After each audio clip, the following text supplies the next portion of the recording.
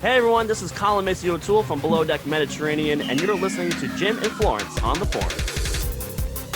Hi everyone, this is Jim Jax, and welcome to the Forum. We've had an amazing week. We've done some different things, and you guys have responded so positively, and we thank you so much.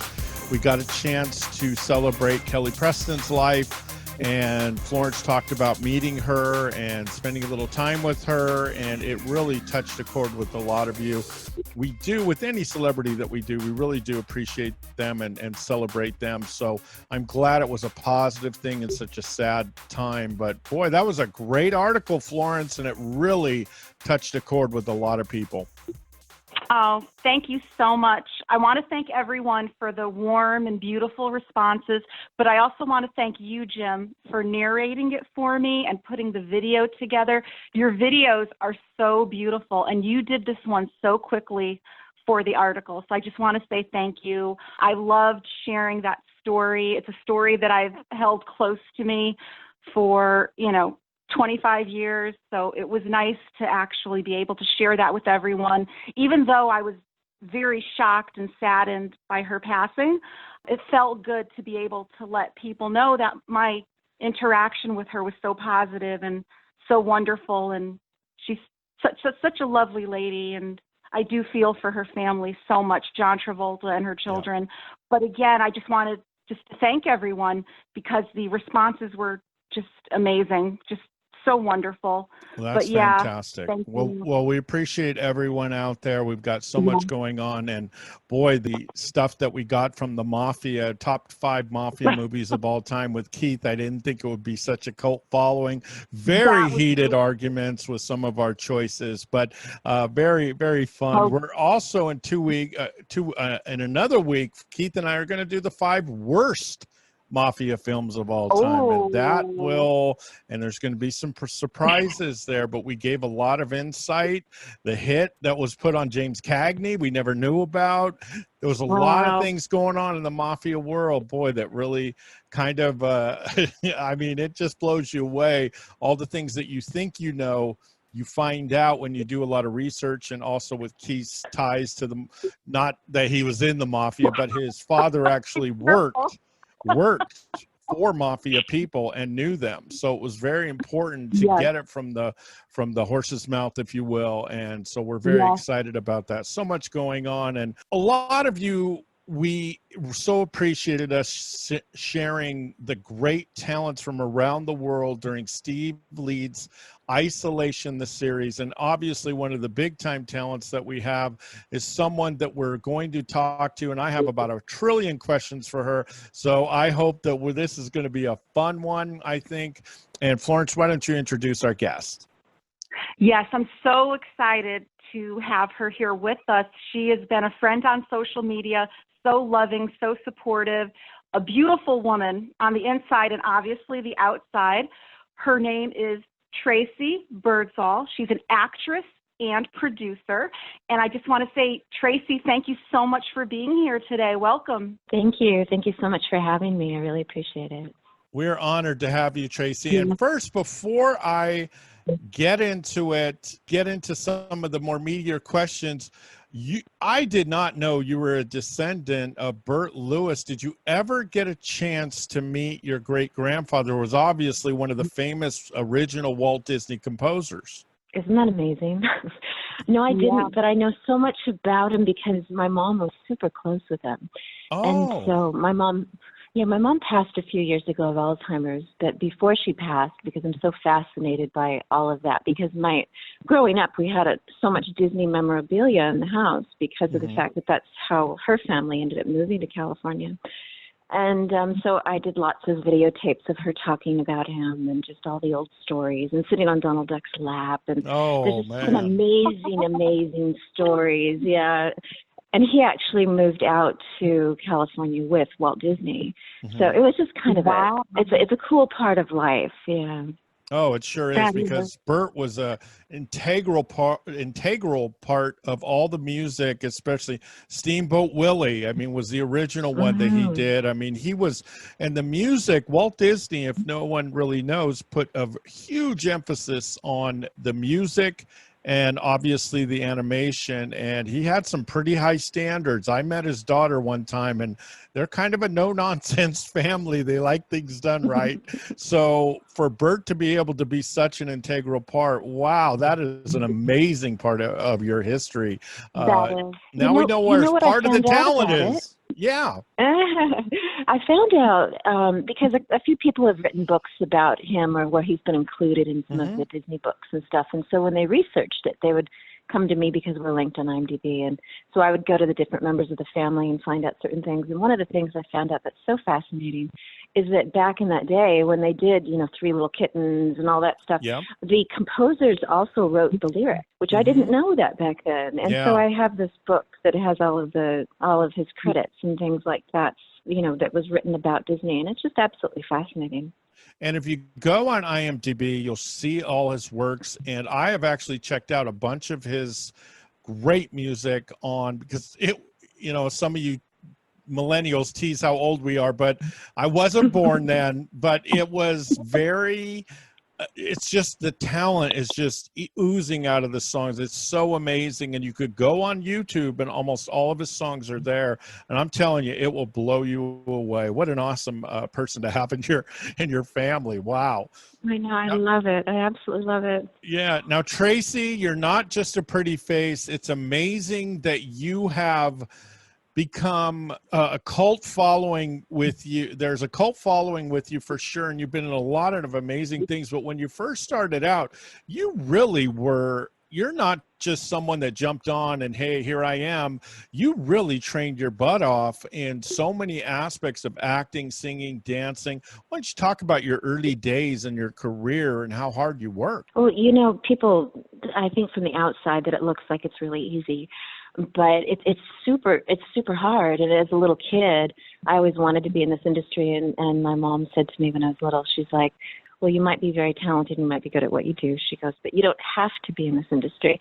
So I didn't really have my family's, support going forward because they know, it's quite a pit, this industry is, and it's difficult. And really, I felt the only thing that would set me apart would be, whatever skills that I could gain. And so when you're young and you're going for opportunities and you're auditioning and things like that, you end up using all of those skills because you're just one in a few thousand people in a sea of people that really growing up all looked like me, because I grew up in California. Oh, yeah. And so to set yourself apart, you had to train and you had to have other skills. And it was really rare to get booked in something. And I just kept going because I knew it was all that I wanted to do. I'm very, very passionate about my work. But to segue into something, what's really interesting is some of those things that you learn when you're younger, you get to bring with you once you've formed your career, like the series that I'm working in right now, The Time War, one of the characters sings. And it's lovely because I've had several things that I get to sing in now, and that's something that I had a lot of training in when I was younger. So, you have all these different skills that you gather and you work on everything for when those opportunities do arise. And they're super valuable and useful later on. You always find that you need them. It's really kind of interesting how life works. Oh, I think it is. And first of all, we were amiss at saying happy belated birthday. Thank you. Yeah, but I think what stands you out, here's something that someone wrote on a site about you. With this, and this person said, with Sexist Hollywood, if Tracey were a man, she would be an A-list superstar. That to me just shows how amazing of a talent you are. You're the best kept secret in Hollywood as far as I'm concerned. You have done so many shows and so many soap operas. Why don't you talk about Hearts Are Wild, which was you played the role of Monica, 8.2. I saw some ratings as high as 8.5 to 10. The series Loving, again in the late 80s. Gosh, you have done so much. What are some of the things that you're just especially proud of? I'm proud of everything that I've done. I even, did over 120 national commercials when I was younger, back before it was a popular thing to do. But you have to pay the bills, and anybody who's in this industry knows that you don't have time to work a job in addition to, out auditioning and out training, and everything is a full-time job in of itself. And so I did commercials on the side, and it was really interesting. I did the first Sunkist soda commercials. They went on for over a decade. Yeah. And all of those things kind of framed who I was, because I'm kind of still known to this day. I don't do what's popular. I do what I want to do. Mm-hmm. And I kind of work outside to find my strengths. I use my strengths in film in ways that other people can't do. Yep. The running, the fighting, all of these things. I mean, a lot of people won't do that. And so growing up, I mean, I did soap opera because, again, you have bills to pay. But it was really, I mean, that was back in the day. I'm going to date myself here, but where they had teleprompters for the soaps. And so it was, that was a fascinating thing in itself. And I also worked as a print model in New York at the same time. So I was living in a model house when I was doing Loving, and then shooting during the day, and then doing calls around it. And it was really all about, it's all about getting ahead and making a mark and paying the bills at the same time. That's always the catch, when you're training and growing up in this industry. Now, I noticed, I went on a website, I was doing some research. You were in Family Ties, right? Yes. Yeah, that was my first studio opportunity besides commercial, actually. Yeah. That is amazing. Did you get to meet the cast? Were they good to you, or was just kind of in and out? I was in and out, but they were good to me. I was there for a few days, and I was absolutely petrified. I mean, it was one of those things, where you're young and you're going on the set, and these people have all been working together for so long. Sure. And so it's a bit of a struggle. And instead I showed up, and they were warm and they were inviting, and, it just made it so easy. And I don't think I've been nervous probably since.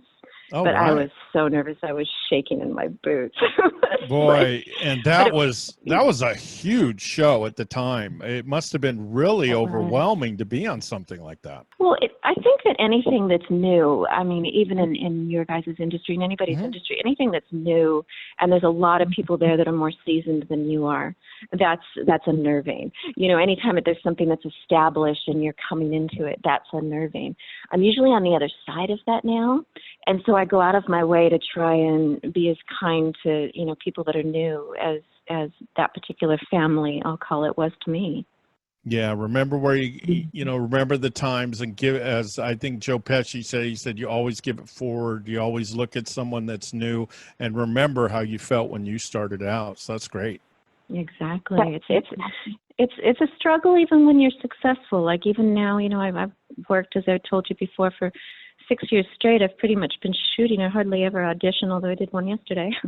And it's constantly a struggle. It's constantly a push to the next level, and then you get yourself branded, and then you have to cross your branding so you don't get pigeonholed. Like I do a lot of sci-fi, but I have to keep the comedy alive and I have to keep the drama alive, or else you're just going to be, a sci-fi actress your whole life. And so in order to keep all the doors open, even that's a struggle to keep, the cross-promotion and the cross-genre.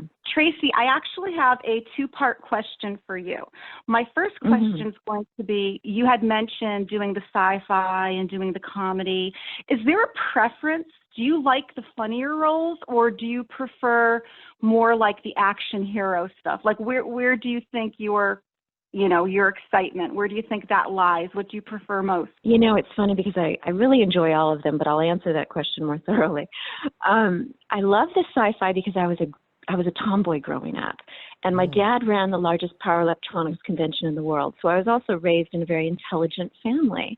And the sci-fi combines all of the physical activity of being raised as a tomboy and fighting and running and everything, and the intellectual of the techno jargon. And so that's super challenging. I mean, getting off page in a 95-page to a 100-page script in sci-fi is, it's a full-time job for many months. But comedy is so much fun. It's like taking a vacation from your vacation. And you just get to, as soon as you get, once you're good at comedy and you get the beats and you understand how it works, and if you're with a cast that also, has been trained and understands it, it's very much like getting paid to play. Do you know what I mean? Yes. Yeah. So it's and then in the sci-fi, one of the series that we're working on, the Time War, is very deep and dramatic, and like back in the, in the days of Hitler and things like that. And so a lot of it's very strong drama at the same time. So I would say that I like a little bit of everything. And I'm a bit of a glutton for punishment when it comes to the action stuff. I just absolutely love that. Well, I think you're wonderful in both, and I definitely can see you, from watching you in isolation, the series. I mean, I definitely see where you are a jack of all trades. I mean, you can do it all, and absolutely loved that, and loved seeing you in that. That was one of the best things I think I've seen in a long time. And I did have one other question. This is sort of a part two. Mm-hmm. Besides acting, I know you do producing. And I know that you've been doing producing for a while. Can you tell us a little bit about how you got into that? And again, do you have a preference from your acting or your producing? Or again, you just love both for different reasons? Well, I'll go to the first comment that you made, because you talked about isolation in the series, and I just want to give them a shout out too. That was really a joyful thing, because I've spent so much time constantly working 14 countries in a year. And then the next thing you know, we're in lockdown. And I saw that series, and I think it was a couple episodes in, and I just messaged Steve, and I'm like, hey, I need to be a part of this, because I went stir crazy in a matter of days, Yeah. And so it was just a wonderful opportunity that he allowed for us, and I know he's going to continue on and stuff like that, and that's amazing. On to producing and acting. My first love, of course, is being in front of a camera and creating lives. I love to create who the individuals are, completely separate from myself. And even when I refer to the characters, I always refer to them as a character name, because I separate myself from them, and I like to create every little thing about them. And to me, that's, I'd call it a big part of my purpose. It's how I want to leave my mark on this earth, is with the entertainment that I've left behind. Producing, I started that in the mid-90s, and producing allows you the opportunity to create things on an intellectual level that either aren't out there, or also to create your own opportunities. And as the world needs to know right now, while everybody's dealing with a pandemic, creating your opportunities is really, what life is about. You get to take your strengths, and you get to, build your living and create your opportunities. And so for me, producing has been just an absolute joy. I actually like the fast pace of it and the details of it. But when I get to a set, I always produce with a partner, because when I get to a set, I absolutely take that producer hat off, because I get confused being a producer and being a character. Tracy can do it, but the character can't. So if the character doesn't have those qualities to them, and then somebody asks me a question, I can't answer it. I'm completely in a different world.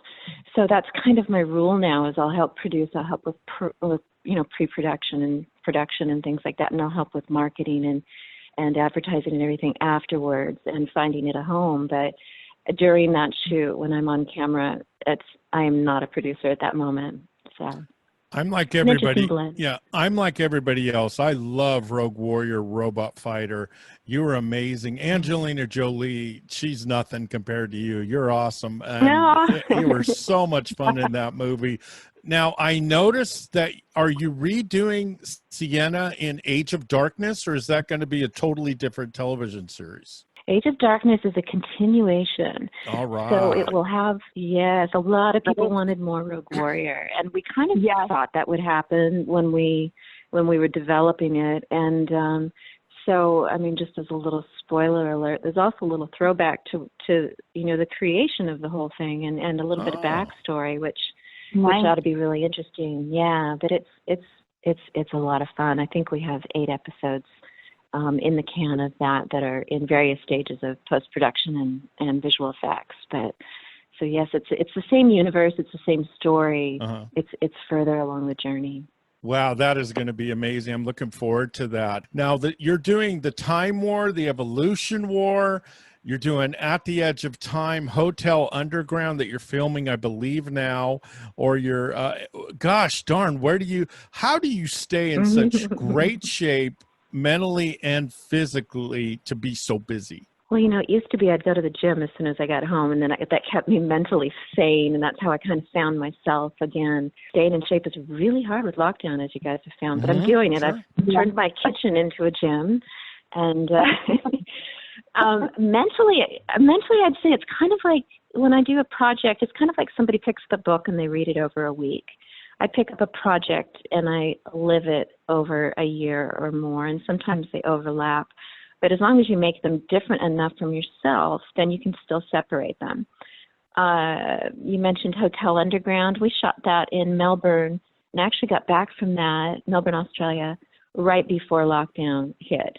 And he needed a couple pickup shots he was flying out here to do, and he couldn't get out here, so we ended up hiring people to come during lockdown and do the pickup shots here. Talk about challenging.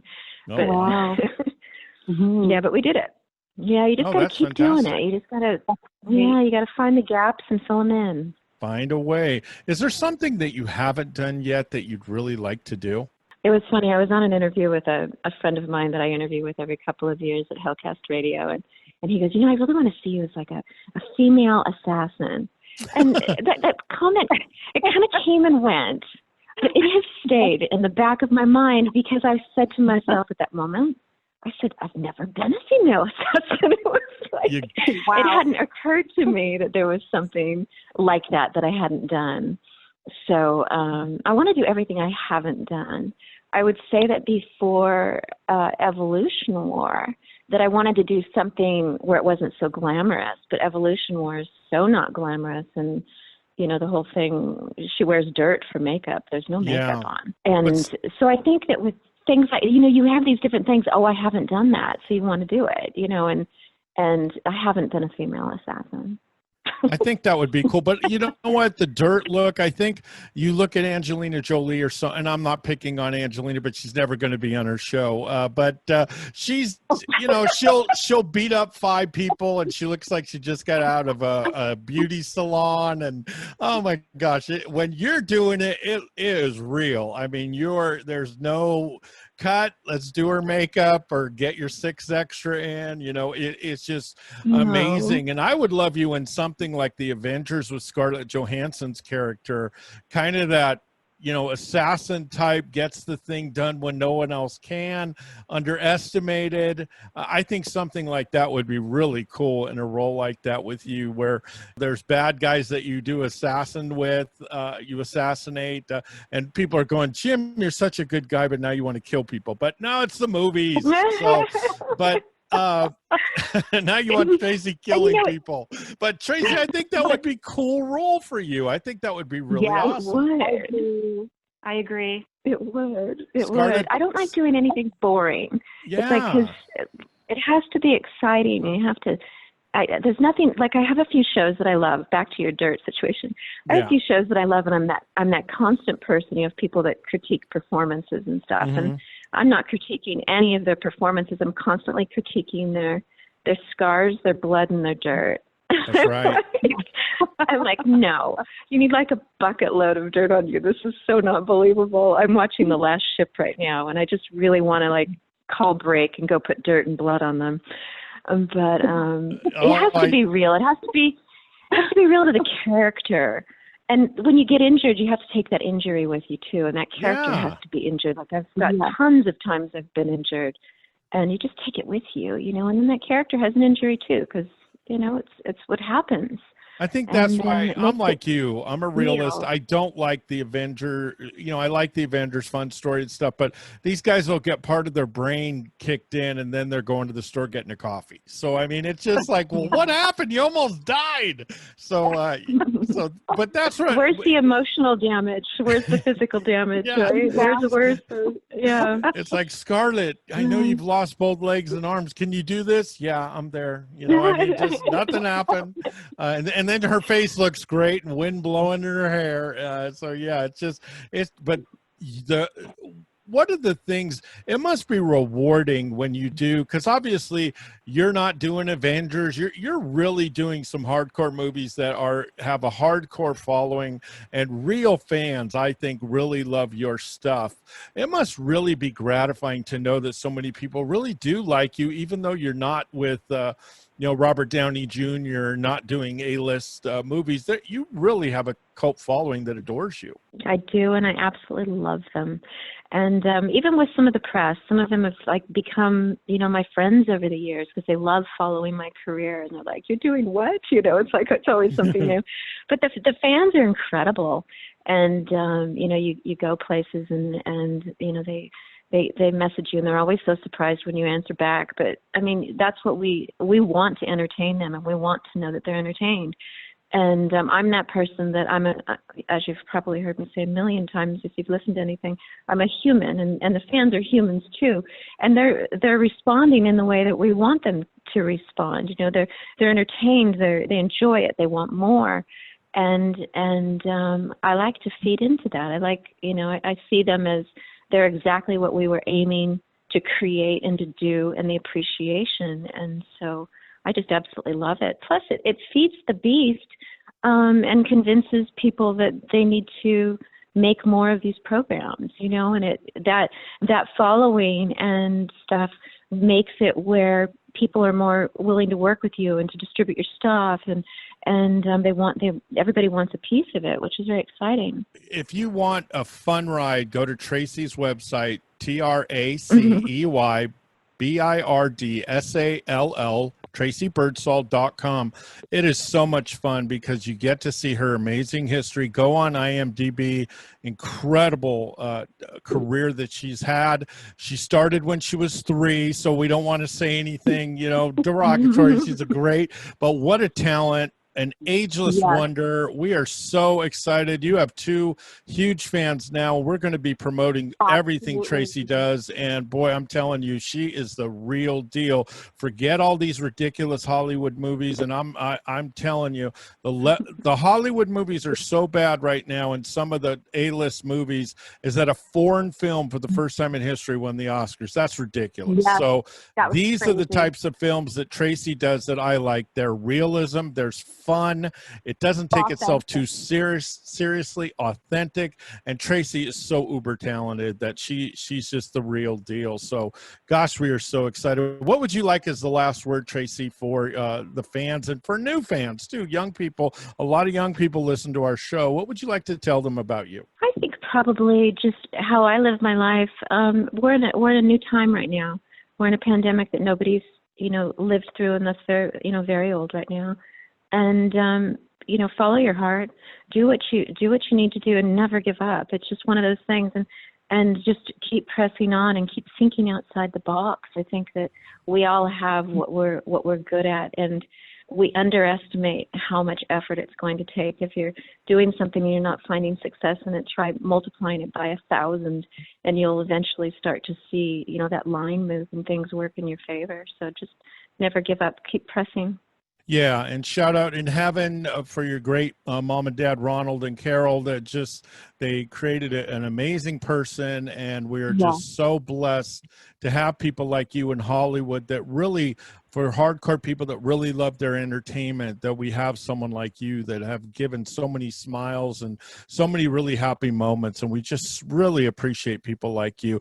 Thank you. It was very kind. I really appreciate it. Sure. And Tracy, but we're going to sign off, but we want you to stay on. We got something to ask you real quick, but everyone, please, again, we're going to be supporting Tracy. We have been so lucky that Steve